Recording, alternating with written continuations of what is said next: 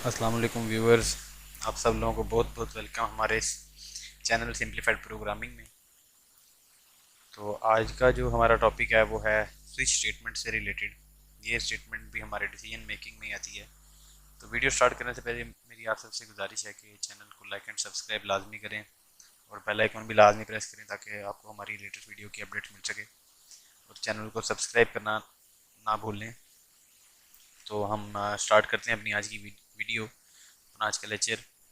तो हमारा जो है ना स्विच स्टेटमेंट भी हमारी जो है ना एक डिसीजन मेकिंग के प्रोसेस में ही आती है। ये भी हमारी स्टेटमेंट की तरह ही वर्किंग करती है। तो जो है ना, जिस तरह हमने पिछली वीडियो में इफ़ स्टेटमेंट के मतलब इफ एल्स इफ स्टेटमेंट के मतलब पढ़ा था, अगर आपने वो वीडियो नहीं देखी तो वो जाके जो है ना हमारी प्रीवियस वीडियो देख सकते हैं, जिसका लिंक आपको डिस्क्रिप्शन में भी मिल जाएगा। तो जो है ना, हम आज उससे रिलेटेड ही बात करेंगे। स्विच स्टेटमेंट बेसिकली हम इसको प्रैक्टिकली देखते हैं। तो सबसे पहले तो हम अपनी फाइल को जैसे कि हर दफ़ा सेव करते हैं एच डॉक्स फोल्डर में। तो आज का जो हमारा लेक्चर है वह लेक्चर नंबर 6, लेक्चर नंबर 7 है। आज का लेक्चर नंबर 7 है। इसको हम सेव कर लेते हैं और हम अपनी PHP को यहाँ पे ओपन करते हैं। अब स्विच स्टेटमेंट हम भी हमारे, क्योंकि वो जिस तरह हमारी एल्स स्टेटमेंट काम करती है कि वो चीज़ों को चेक करती है, तो स्विच स्टेटमेंट भी हमारी बिल्कुल ऐसे ही काम करती है कि वो हमारी चीज़ों को चेक करती है। तो जो है ना, अब हम यहाँ पे स्विच स्टेटमेंट को लिखने के लिए, क्योंकि हमने एक किसी चीज़ को भी अगर चेक करना है तो हमें इसके लिए क्या चाहिए, एक वेरिएबल चाहिए। जैसे हम एक एग्जांपल लेते हैं वीक डेज की। तो जो है ना, हम यहाँ पे एक वेरिएबल बनाते हैं डेज इज इक्वल टू 1। मतलब अगर हम चाहते हैं कि हम जो है ना, जिस तरह एक वीक में 7 डेज होते हैं और हम चाहते हैं कि हम 7 डेज, अगर हम यहाँ पे वेरिएबल में 1 हो तो वो हमें सैटरडे शो करे, 2 हो तो संडे शो करे, 3 हो तो मंडे, इसी तरह हमारे 7 तक। तो इसको लिखने का तरीकेकार ये है कि आपने सबसे पहले लिखना है स्विच, और ये इसका सिंटैक्स आ गया पूरा। इसी तरह स्विच स्टेटमेंट को हम यूज़ करते हैं। इसमें अब हम वेरिएबल देते हैं अपना $डेज।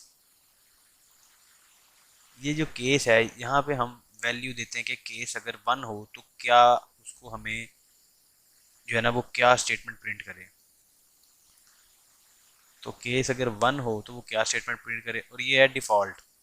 डिफ़ॉल्ट है कि अगर आपके सारे केस जो है ना वो नहीं सही, गलत हैं, कोई एक भी केस जो है ना आपका नहीं उनमें वर्किंग कर रहा, तो वो डिफ़ॉल्ट वाली के अंदर जो स्टेटमेंट है, इस डिफ़ॉल्ट की जो स्टेटमेंट है वो उसको जो है ना स्क्रीन पे शो करवाएगा। और ये ब्रेक इसलिए कि अगर आपका कोई भी केस, अभी हम क्योंकि ज़्यादा केस बनाएंगे, हम इसी को केस लिख ही लेते हैं। 2 3 4 5 6 7। Case 2,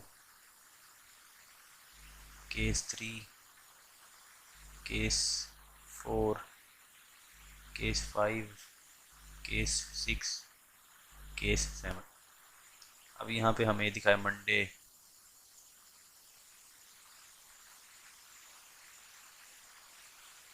Tuesday, Wednesday, Thursday, Friday,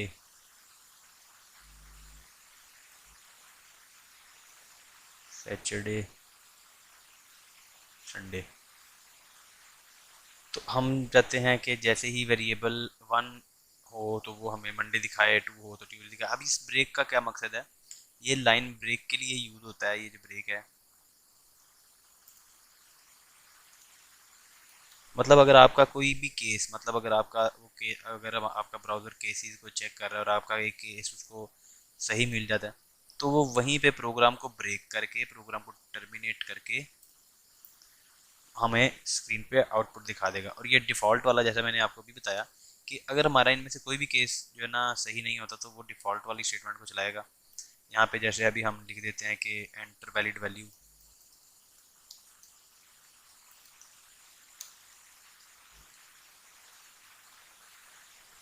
इसको हम अभी अपने ब्राउज़र पे चेक करते हैं। लोकल होस्ट और लेक्चर का फोल्डर, लेक्चर के फोल्डर के अंदर लेक्चर नंबर 7। तो देखो यहाँ पे मंडे लिखा हुआ आ रहा है। इसी तरह अगर हम यहाँ पे अपने जो है ना इसको चेंज करते हैं या 5 लिख देते हैं, 5 पे इसको फ्राइडे शो करवाना चाहिए हमें, फ्राइडे शो करवा रहा है ये हमें। तो इसी तरह जो है ना हम ये क्योंकि एल इफ स्टेटमेंट की तरह ही वर्किंग कर रहा है।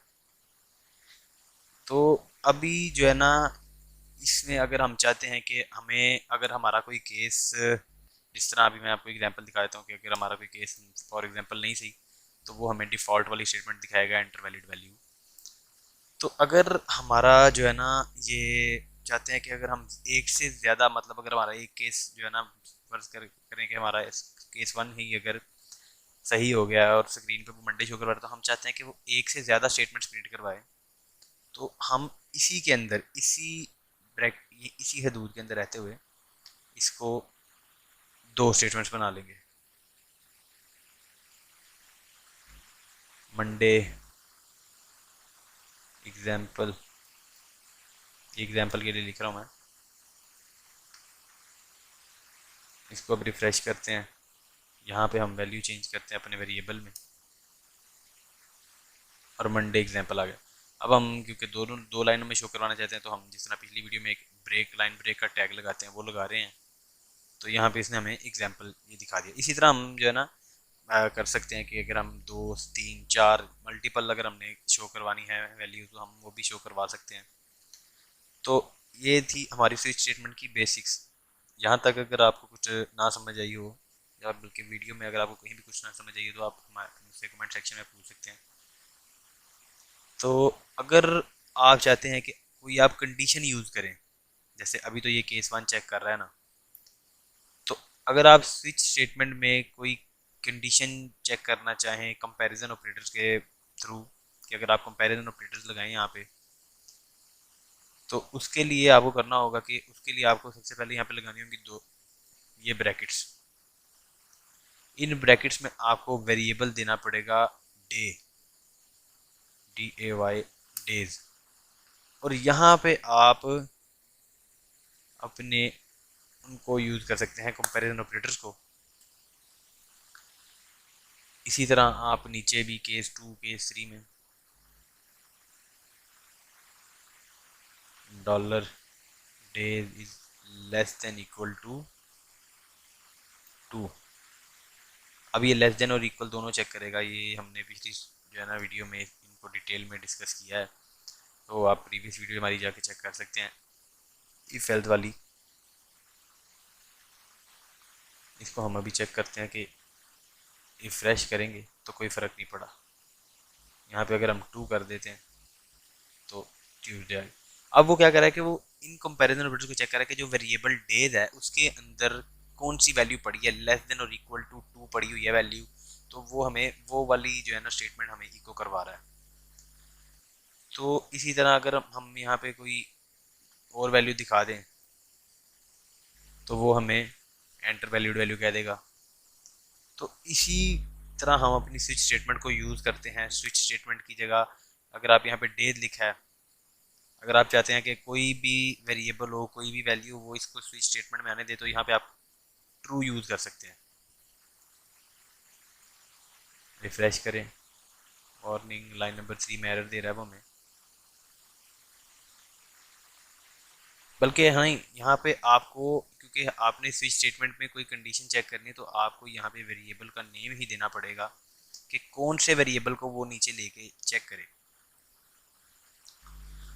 तो इसका जो है ना बेसिक्स थी स्विच स्टेटमेंट की जो आपको पता होनी चाहिए थी।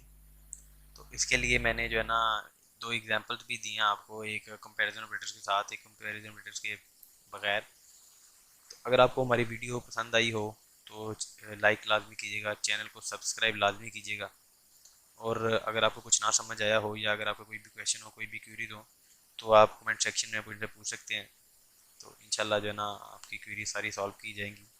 अभी तक की हमारी वीडियो में इतना ही। आगे हम इंशाल्लाह लूप्स पढ़ेंगे और उसके बाद हम अपनी माई स्किल सीरीज स्टार्ट करेंगे। तो अभी तक की वीडियो के लिए इतना ही। अल्लाह हाफिज़।